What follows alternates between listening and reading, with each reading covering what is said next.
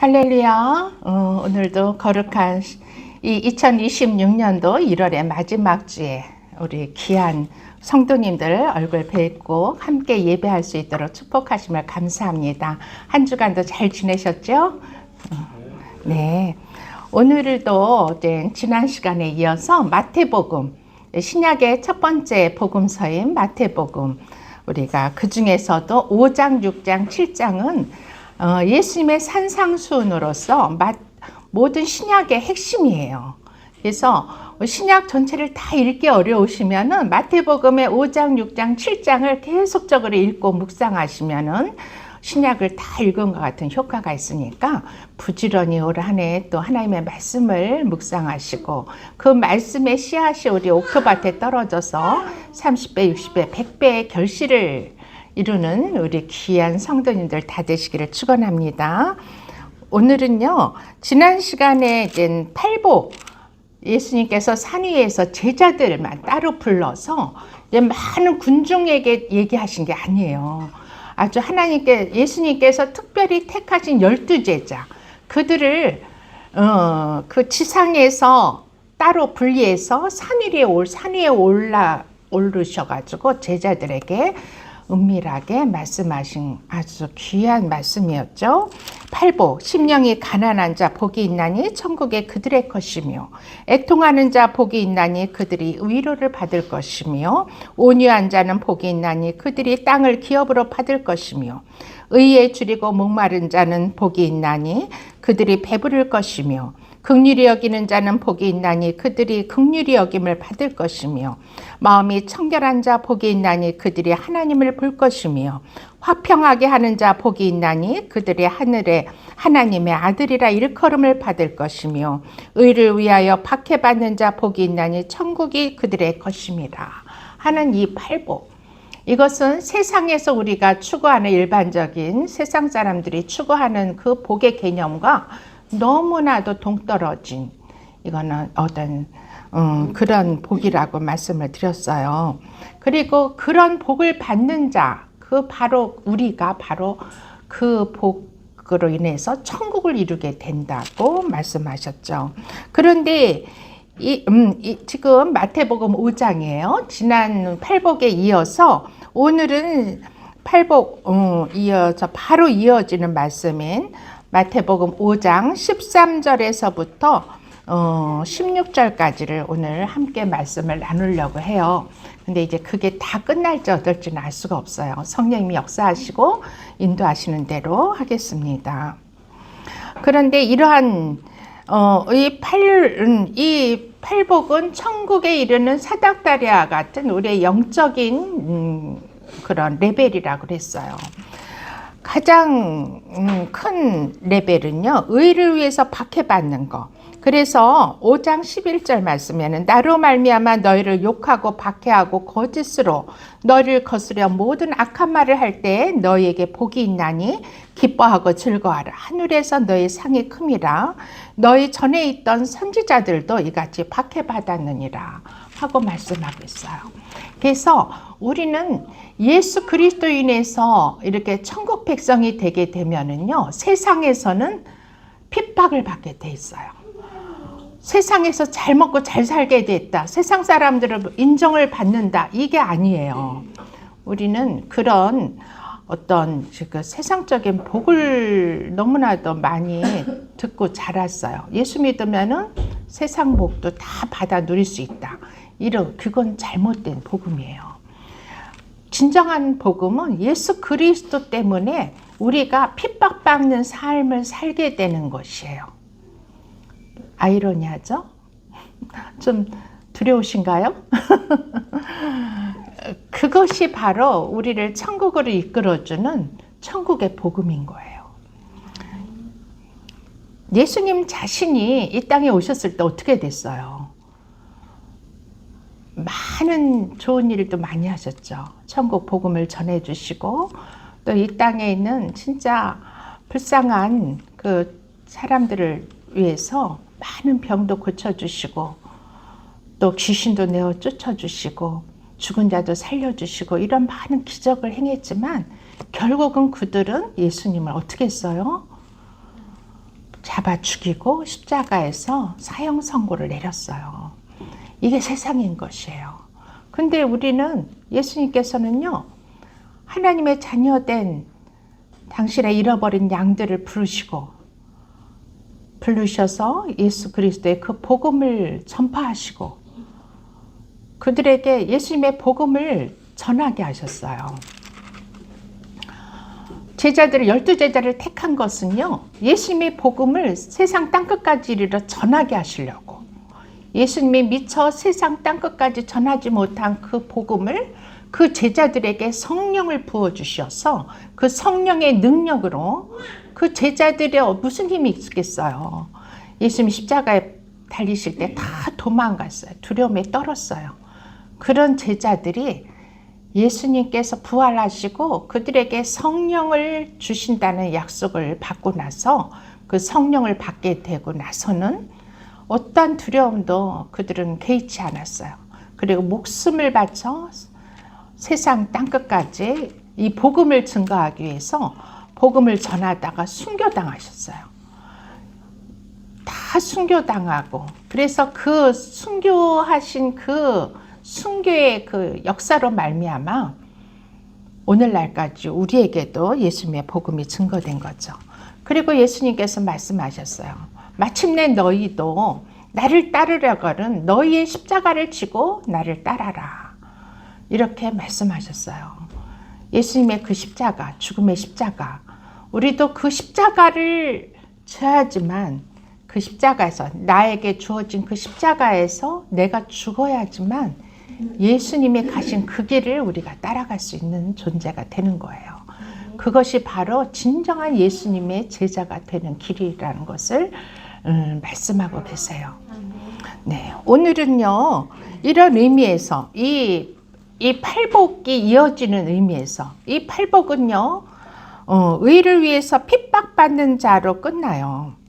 그것이 바로 그들이, 천국이 그들의 것이라고 그랬어요.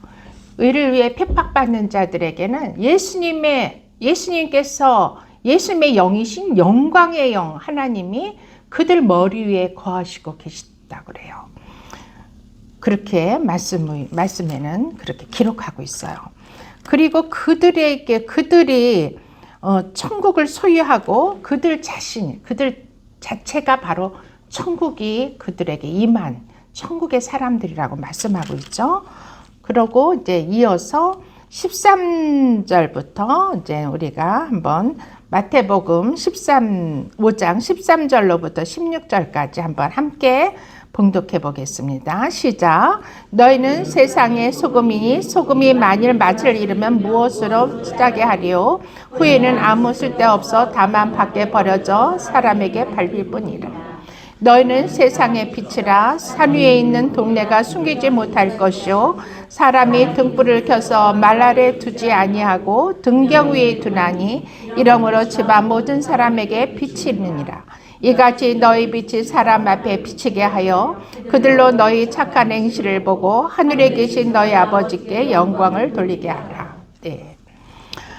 이 말씀을 읽다 보면은요, 우리의 어떤 착한 행실로 인해서 사람들이 그걸 보고 듣는 사람들이 하나님께 영광을 돌리는구나. 이렇게 해서 우리가 어떤 착한 행실을 해야 되는 거, 우리는 세상의 소금이 되고 빛이 되어서 세상에 착한 행실을 드러내게 하는 존재구나. 이렇게 지금까지 그렇게 생각을 했어요. 그래서 우리도 또한 세상 사람, 다른 종교인들처럼 선을 행하려고 부단히 애쓰고 또 우리의 의를 나타내기 위해서 애쓰며 신앙생활을, 종교생활을 해왔던 것이에요. 그런데 이 말씀은요, 그런 의미가 아니에요.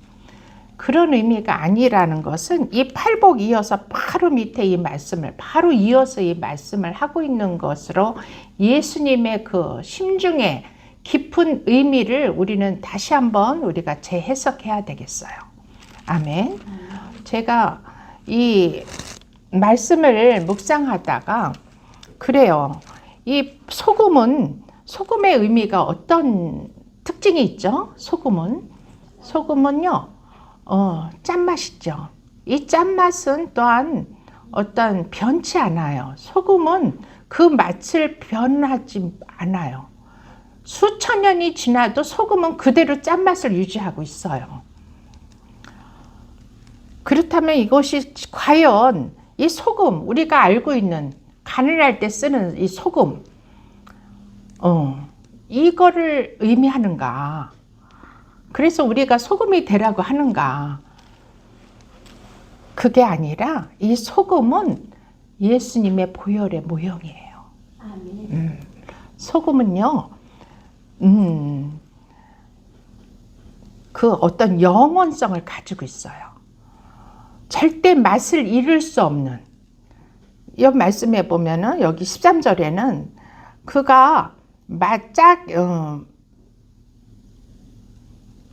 맛을 잃으면 무엇으로 짜게 하리요? 뭐 이렇게 해가지고 그 맛을 잃어버리는 자에 대해서 잃어버리면 밖에 밟혀서 사람들에게 밟힐 것이다. 이런 말씀을 하셨는데 그거는 조금 더 한 차원 더 깊이 우리가 들어가서 말씀을 봐야지. 예수님의 의도를 알아야 돼요.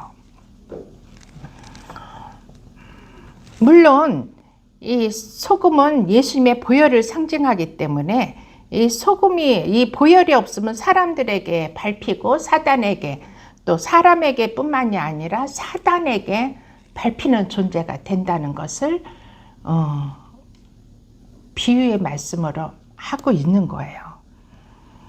또 밖에 버려진다는 것은 이 지옥으로 간다는 것을 말해요.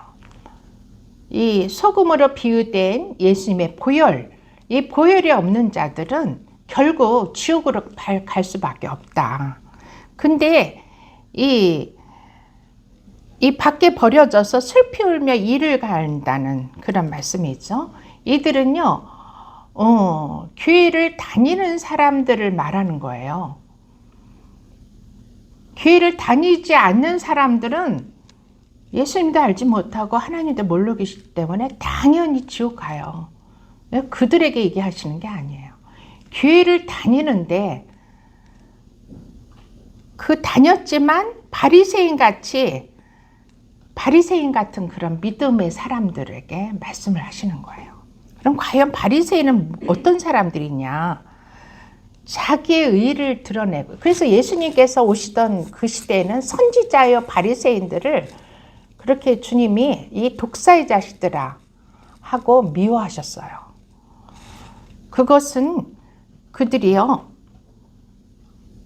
옛 자아가 처리되지 않고 죽지 않고 옛사람이 죽지 않고 자기의 의만 드러내는 사람들이에요. 바리새인들은. 그래서 많은 사람들이 있을 때 소리내서 기도해요. 시간이 딱딱 정해지면 정확하게 아주 형식적으로 기도하고 또 그 시간에 정확히 가서 제사, 예배죠. 구약시대 제사는 예배 드리는 거죠. 예배를 드릴 뿐만이 아니라 정확한 시간에 가서 기도하고, 근데 기도할 때 많은 사람이 들으도록 기도해요. 그들은요, 중언부언 기도한다고 그랬어요. 이 중언부언이라는 기도는 했던 소리를 또 하고 또 하는 게 아니라요, 자기가 이룬 일들, 자기가 행한 일들을 이렇게 계속 열거하는 것을, 저는요 11조도 했고요, 예배도 드렸고 기도도 이렇게 정확한 시간에 하나님께 드립니다. 그리고 드렸습니다. 이렇게 자기 행한 일들, 또 선을 행해서 가난한 자들을 도왔고요, 구제도 했고요, 이러면서 자신의 행한 일들을 다 열거하는 기도가 바로 중언부언하는 기도라고 그렇게 해석이 되는 거예요. 그래서 자기의, 예수 그리스도의 의가 아니라, 하나님의 의가 아니라 자신의 의를 드러내면서 이렇게 자랑하는 그런 자들이 바로 바리새인들이었어요. 그래서 이 바리새인들, 서기관, 바리새인, 또 장로, 제사장, 이런 그 당시에 그 세상의 기득권을 갖고 있는 종교층들, 종교 지도자층들이, 그들을 주님은 가차없이 이 독사의 자식들이라고 비난하면서 그들의 그 죄를 드러내고 계셨어요. 소금이 없으면 아무 쓸모가 없죠. 그건 첫째로 이 말씀은 소금이 없으면 아무 쓸모가 없다. 그것은 예수님의 보혈을 없는 자들은 세상에 그냥 밖에 밟혀서 쓸모없는 사람이 되고 만다. 그리고 버림받게 된다. 또 사람에게 밟히고 사단에게 밟힌다. 이런 내용을 가지고 있지만 레위기 2장 13절 말씀을 보면요. 구약성경의 레위기 2장 13절 찾을 수 있는, 성경에서 찾으실 수 있는 분은 찾으시고 아니면 제가 말씀을 읽어드리겠습니다. 내 모든 소재물에 소금을 치라. 내 하나님의 언약의 소금을 내 소재에 빼지 못할지니 내 모든 예물에 소금을 드릴지니라. 이렇게 레위기는요, 구약시대에 하나님께 드리는 제사법에 대한 그런 아주 자세한 설명이 나와 있는 거죠. 모세 오경 중에 하나가 레위기예요. 그 중에서 모세 오경 중에서 가장 중요한 게 레위기고, 레위기는 이 제사법에 대한 기록이에요. 이건 하나님께서 알려주신 거죠. 모세를 통해서 시내산에서 다 알려주신 거예요. 그러면 이 제사는 구약 시대에는 하나님께 제사를 드렸지만 신약에 와서 예수님이 오신 이 시대에는요, 이 제사가 바로 예배가 되는 거예요. 그래서 우리가 지금 드려지는 이 예배가 바로 구약 시대의 제사예요. 그런데 이 제사에는 5가지가 있었어요. 번제가 있었고, 소제가 있고, 화목제가 있고, 그 다음에 속죄제가 있고, 속건제, 이 5가지 제사가 있었는데 그 중에서 여기서는 소제를 말해요. 소제는 하나님께 드리는 예물이, 제사에는 항상 예물이 빠지지 않고 있어요. 우리가 산제사 드린다. 지금은 우리가 산제사들은 우리가 바로 하나님의 예물이에요. 우리 자신이 예물이 돼서 하나님께 예배 드리는 자지만 그 당시에는 사람을 예물로 드리지 않았어요. 그래서 동물 예물이 5가지 또 예물이 있었어요. 소, 양, 염소, 비둘기, 그리고 고운 가루. 이렇게 5가지를 그 제단에 드림으로써 하나님께 제사를 드렸어요. 그런데 이 소제라는 것은요, 고운 가루, 곡식의 고운 가루를 하나님께 드리는 감사 예배였어요. 근데 이 소제물에다, 이 소제, 고운 가루에다가 소금을 치라고 말하고 있어요. 소금을 치라. 내 하나님의 언약의 소금. 이 소금은요, 언약의 소금이라고 그래요. 항상 이 언약과 소금은 같이 가요. 언약과 소금. 그래서 이 언약의 소금, 소금의 언약이라고도 하고 언약의 소금이라고 하고, 이 소금의 언약을, 소금을 내 소재에 빼지 말라. 그리고 내 모든 예물에 이 소금을 드려라. 소금과 그 예물에 소금을 드리라고 말씀하고 있어요. 그래서 이 소금이라는 것은 언약과 굉장히 밀접한 관계가 있는 거예요. 그러면은 그 언약은 뭐예요? 신약에 와서는 예수님의 보혈의 언약, 그렇죠? 그 언약, 보혈의 언약. 주님께서 십자가에서 이루신 그 보혈의 언약과 굉장히 밀접한 관계가 있고, 그것을 상징하는 소금의 언약이라는 것을 알 수가 있습니다. 우리 민수기에서 먼저 그 언약에 대한 한번, 하나님께서는요, 창세 이 언약, 소금의 언약은요, 영원한 언약이에요. 창세 전부터 하나님이 세우신 영원한 언약이 바로 이 소금의 언약이고, 이 소금의 언약은 영원하지만 이 소금의 그 성질같이 영원하고 변하지 않는 그런 언약이라는 의미예요. 그리고 이 언약은요, 창세 전에 하나님이 세우신 언약이에요. 그래서 창세기 3장에 가면은 아담과 하와가 하나님의 말씀을 어기죠. 뭐 선악과를 따먹은 것이 중요한 게 아니라 하나님이 이렇게 하지 마라 한 그 말씀을 거역한 것이 그게 죄인 거예요. 그 죄를 짐으로 말미암아 하나님을 피해서 도망하고 숨었어요. 그리고 하나님이 그 에덴 동산에 왔을 때 어떻게 됐어요? 예전에는 하나님이 에덴 동산에서 내려오셔서 건의시면 하나님 하면서 막 달려와서 하나님과 대화를 나누고 하나님과 교제를 하였던 아담과 하와인데, 이 언약궤를 따먹고 나서는 어떻게 해요? 하나님을 피해서 숨어버려요. 하나님 두려워지는 거예요. 그게 죄악된 인간들의 그 죄의 군상들의 모습인 거예요. 하나님을 피해요. 어둠. 하나님은 빛이시라고 그랬죠. 세상의 빛. 여기서 14절에도 말씀하죠. 너희는 세상의 빛이라. 이것은 세상의 빛은 예수 그리스도세요. 생명의 빛. 세상의 빛 대신 예수님, 하나님이신 그 예수님을 죄악된 우리는 피하게 돼 있는 거예요.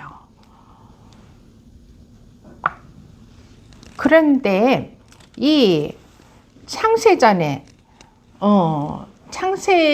하나님의 어떤 계획이 있으셨어요. 우리 이 우주 만물을 만드시고 인간을 만드시기 전에 하나님의 계획이 있으셨죠. 그래서 그 계획을 이루시기 위해서 범죄한 아담과 하와에게 무엇을 입혀서 내쫓으셨죠? 네. 아담과 하와는요, 하나님 앞에 이제 부끄러워요. 두렵고, 하나님이 두렵고, 하나님 앞에 수치심이 생겼어요. 벌거벗고 있는 모습이 이제 수치스러운 거예요. 그래서 무화과 잎을 따서 이렇게 엮어서 부끄러운 부위를 가렸다고 그랬어요. 그런데 그 무화과 잎이 뭐 햇빛에 나가면 어떻게 돼? 말아가지고 도르륵 올라가죠. 말려버리죠. 그런 감춰질 수가 있어 없어요. 그냥 드러나는 거예요. 그래서 하나님께서 아담과 하와에게 가죽옷을 지어서 양을 죽이고 그 가죽을 취해서 그들을 옷을 입혀서 에덴 동산 밖으로 내어 쫓으셨어요. 이게 바로 창세의 하나님의 복음인 거예요. 아멘. 그 어린 양 하면은 예수님이 생각나시죠? 그 양, 유월절. 유대인들은요, 어린 양 하면 바로 유월절을 생각해요. 유월절은 뭘 의미하죠? 애굽 생활을 하던 이스라엘 백성들이 거기서 하나님께서는 출애굽을 하게끔 했는데 바로가 보내주질 않잖아요. 그러자 10가지 재앙을 그 애굽에 내리게 되세요. 하나님께서 그 중에 이제 장자를 죽이는 죽음, 마지막 계속 뭐 여러 가지 재앙을 내렸지만 바로가 설득이 되지가 않아요. 보내주질 않아요. 그러자 마지막 재앙인 장자의 죽음. 그럴 때 이제 유대인들까지 다 죽이면 안 되잖아요. 그래서 하나님께서 모세를 통해서 말씀하고 있죠. 그 유대인들, 하나님의 택한 이스라엘 백성들의 집에는 그날 밤에 그 장자의 재앙이 지나가는 그날 밤 저녁에 양을 잡아서 그 고기는 다 먹고 그 피는 문설주와 임방에 발라라. 그러면은 그 재앙이 지나갈 때 그 피를 보고 그 집은 넘어간다. 그러니까 밤에 이제 그 피를 바르고 집 안에 있고 나오지 말라고 하셨죠. 집 안에 그 안에 거하고 있어야 돼요. 우리가 그것은 마치 우리 하나님의 자녀된 성도들이 그 집인 하나님의 집인 이 교회 안에 거해야 된다는 걸 의미해요. 그리고 이 교회는 그 양의 피가 발라진 덮여진 곳이라는 것을 상징하는 거예요. 그래서 이 땅에 오늘날 교회를 주신 거예요. 아멘. 그리고 그 양의 피를 볼 때 그 죽음의 재앙이 넘어갔어요. 그래서 6월 넘어갔다. 그래서 6월절을 의미해요. 그 다음날 아침에 일어나 보니까 온 세상이 통곡 소리고 진동을 하는 거예요. 그 죽음의 재앙을 맞이한 이스라엘 백성들은 장자가 그날 다 죽었어요. 사람들만 죽은 게 아니라 짐승의 첫 태생까지 다 죽음을 모면하지 못했어요. 그렇지만 이 6월절 어린 양의 피를 바른 그 이스라엘 백성들의 그 집, 하나님의 말씀을 믿고 따랐던 그 사람들의 장자들은 생명이 보존되었던 거죠. 그 어린 양,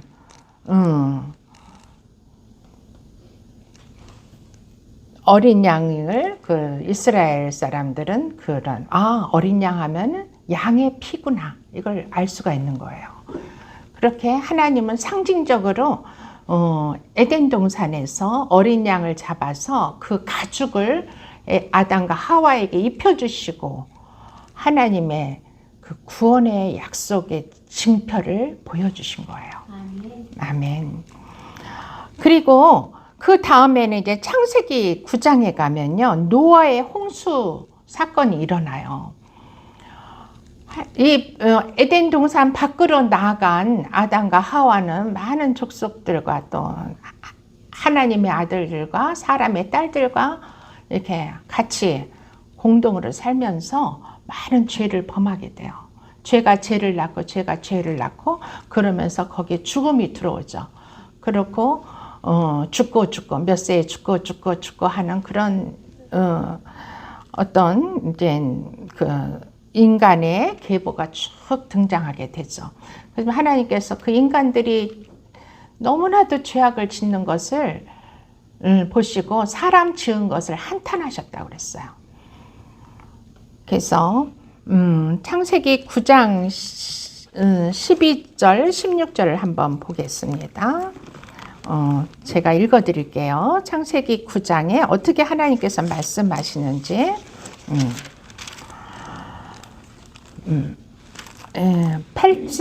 먼저 8장 21절부터 한번 봐야겠네요. 8장 21절에 보면은 여호와께서 그 향기를 받으시고 그 중심에 이르시되 내가 다시는 사람으로 말미암아 땅을 저주하지 아니하리니 이는 사람의 마음이 계획하는 바가 어려서부터 악함이라. 내가 전에 행한 것 같이 모든 생물을 다시는 멸망하지 아니하리라. 사람이요, 제가 전번에 우리 하윤이 같이 갓 태어난 아기들도 다 죄가 있다 그랬어요. 그건 왜 그러냐? 이 하나님 말씀이에요. 이렇게 말씀하고 있는 거예요. 사람의 계획하는 바가 어려서부터 악하대요. 사람은 그냥 어려서부터 악한 생각과 계획이 있는 거예요.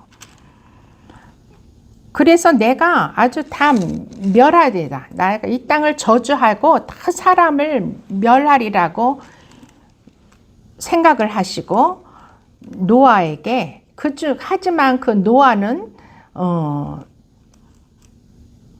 하나님께 의인으로 인정받는 자였어요.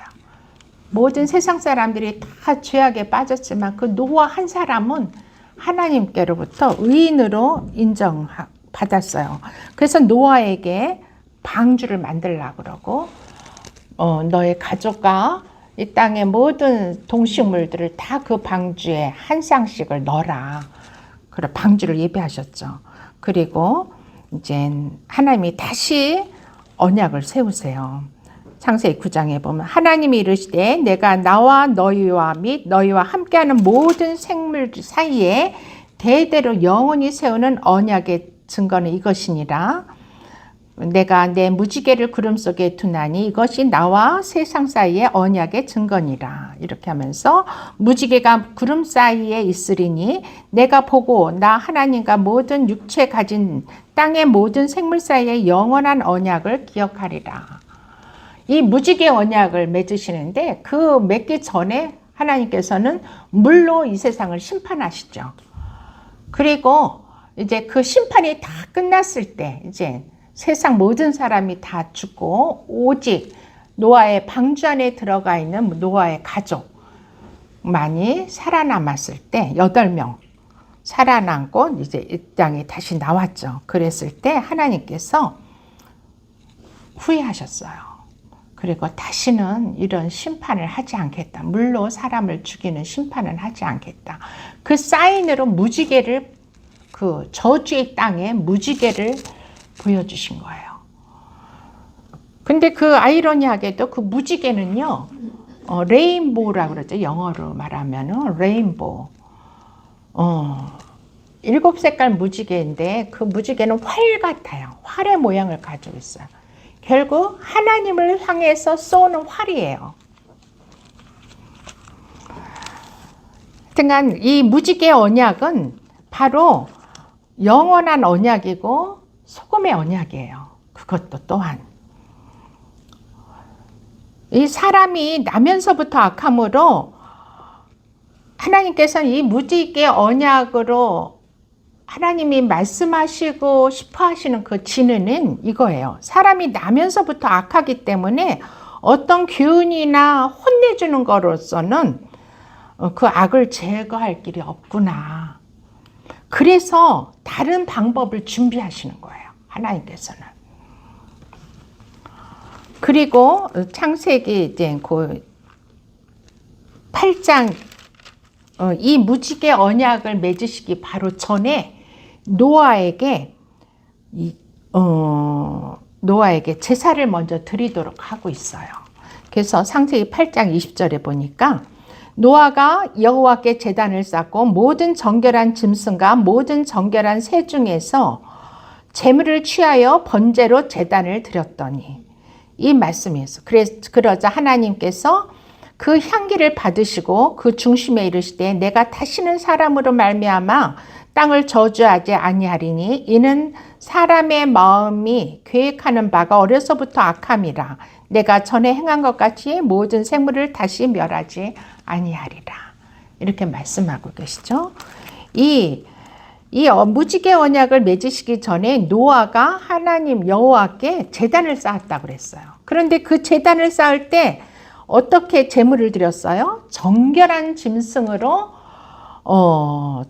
제물을 취해서 번제로 제단에 드렸다고 그랬어요. 이게 굉장히 의미가 깊은 아주 중요한 얘기인데요. 이 정결한 제물이 부정한 제물을 살리기 위해서 제물로 바쳐진 것을 상징하고 있어요. 제가 어디로 가고 있는지 잘 따라오셔야 돼요. 이 노아가 드린 이 정결한 제물, 정결한 짐승이라고 그랬죠? 정결한 짐승. 이 정결한 짐승, 이 대표적인 이 정결한 짐승을 죽여서 번제를 드림으로 말미암아 정결치 못한 많은 제물이 이 정결한 제물 때문에 살아난다는 거예요. 와, 그렇다면 벌써 뭔가 딱 떠오르시죠? 네. 이 무지개 언약의 배경은요, 이렇게 부정한 재물을 살리기 위해서 부정한 재물된 우리들, 죄악되고 허물 많은 우리들, 이것을 예표하고 있는 거예요. 이 정결한 재물은 그럼 누구겠어요? 예수님이시죠. 정결하고 깨끗하시고 죄가 없으신 분은 오직 무죄하신 예수 그리스도 한 분밖에 없는 거예요. 그 노아의 제사를 통해서 오늘날 우리는 오직 예수 그리스도를 통해서만 우리는 깨끗하게 된다는 것을, 우리는 죄가 있으면 어떻게 돼요? 우리는 정령 죽으리라. 그게 하나님의 법칙이에요. 그런데 이 죽은 우리를 다시 살리시는 게 바로 이 정결한 제물 대신 예수 그리스도의 역할이신 거예요. 아멘. 그래서 노아가 이 무지개 언약인 소금의 언약, 그 변치 않는 영원한 언약을 하나님이 맺으시기 전에 이 번제를 드리시는 거예요. 그리고 이 무지개 언약은 바로 영원한 소금의 언약을 말하고 있는 거예요. 바로 우리 예수님의 그 십자가의 보혈로 인해서 우리는 어떤 대가 없이 우리가 어떤 값을 치르지 않아도 예수님이 우리를 위해서 그 보혈의 대가를 치러주셨기 때문에 우리는 거저 살아나게 되는 하나님의 은혜와 구원이 이 속에는 내포되어 있는 거예요. 아멘. 네. 하나님의 은혜는요, 이렇게 우리 인간의 노력으로, 우리가 선을 행하고, 우리가 뭐 어떤 착한 구제를 하고, 우리가 어디 가서 뭐 사람들을 위해서 열심으로 봉사하고, 이러는 거로 인해서 우리가 구원받고 하나님의 은혜를 받는 게 아니라는 거예요. 죄인된 우리를 위해서 거저주시는 하나님의 값없는 은혜, 그것이 바로 십자가 보혈의 은혜인 것이에요. 아멘. 이것이 이렇게 구약에는 이런 모습으로 하나님의 그 보혈을 말씀하고 계세요.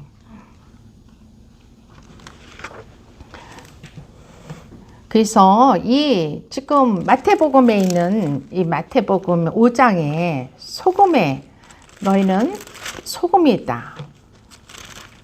5장에 너희는 세상의 소금이다. 이렇게 말하시는 것은 우리의 어떤 착한 행실, 빛과 소금의 삶을 살으라는 어떤 그 착한 행실을 위해서 너희가 지어진 존재다. 이렇게 말하는 게 아니에요. 세상은 오히려 우리가 빛이 되고 소금이 되면 우리를 미워하고 핍박하고 그래서 우리는 박해받게 돼 있어요. 요즘 삶도 요즘에 돌아가는 세상 모습도 그렇지 않아요? 바른 말을 하고 빛을 발하는 사람들은요 다 박해를 해요. 많은 사람들이 그를 적으로 간주해요. 오히려 교회 안에서도 그래요. 교회 안에서도. 예수님, 빛은 예수 그리스도시라 그랬잖아요. 예수님이 우리 안에 들어올 때 우리 안에 있는 모든 어두움이 떠나가고 우리는 빛이 되는 거예요. 그래서 우리 자신이 빛이라는 거예요. 세상에, 너희는 세상의 빛이다. 이것은 내가 어떤 능력이 있어서 내가 빛을 발하는 게 아니라 빛 대신 예수님을 내가 모시면 그 예수님이 내 안에서 그 빛을 발해 주셔서 내 안에 있는 모든 흑암의 세력, 어둠의 세력들이 다 떠나가는 걸 말하는 거예요. 내가 세상을 비칠 수가 없어요. 오직 예수 그리스도만이 세상에 있는 모든 어두움을 비치는 빛이신 거예요. 그러면은 이 빛은요, 어두움을, 흑암의 세력을 드러내게 하는 역할을 해요. 없애는 게 아니에요. 빛이 비칠 때 어둠이 없어지는 게 아니라 그 어둠의 세력이 드러나요. 아멘. 그러면은 그 어둠이 싫어해요? 좋아해요? 미워하죠. 미워하게 돼 있어요.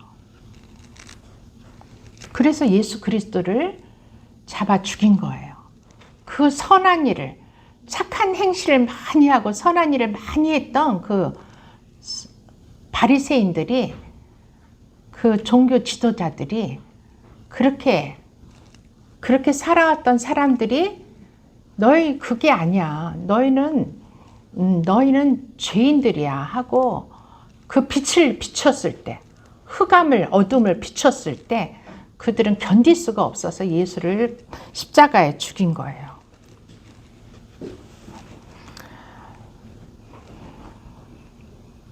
굉장히 오늘 이 소금에 대한 얘기가 엄청 깊은 진리로 나아가고 있는데,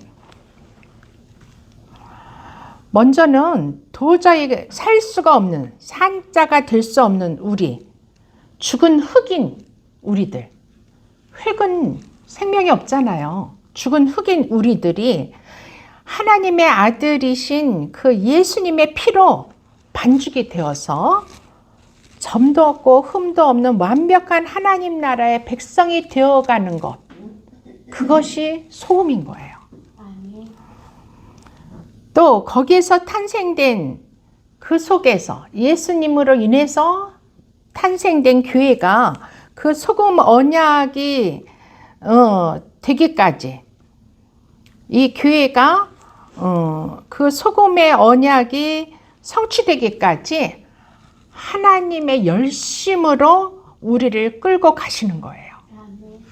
우리가 어떻게 뭘 하는 게 아니에요.